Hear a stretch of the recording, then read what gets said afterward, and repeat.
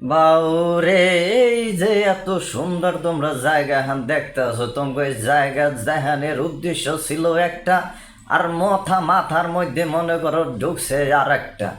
এই জায়গাটার ভিতরে যাইতে আসছিলাম একটা ধর্মীয় কাজে, নামাজ পড়ার উদ্দেশ্যে। বাউরে বাউ, দেশের পোলা বাইনগুলো এত শাক পাতা খায়, অগ মনে হয় না যে আর কোনো পুষ্টির অভাবে ওরা ভুগবো। চাইরে দিকে খালি হাক পাতার গন্ধ, হাক পাতার গন্ধ আর হাক পাতার গন্ধ।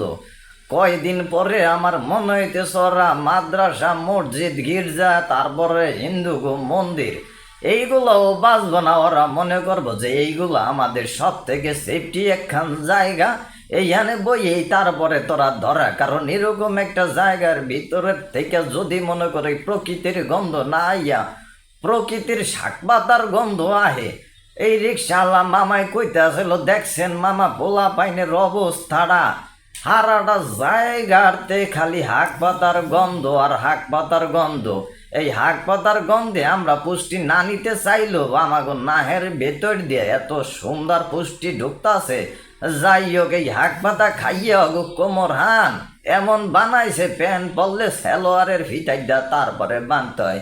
আল্লাহ তোকে হেদায়েত দান করুক। হাক পাতা তোকে মোহের রুচি আরো দেখ, তোরা পুষ্টিজনিত এই খাবার এই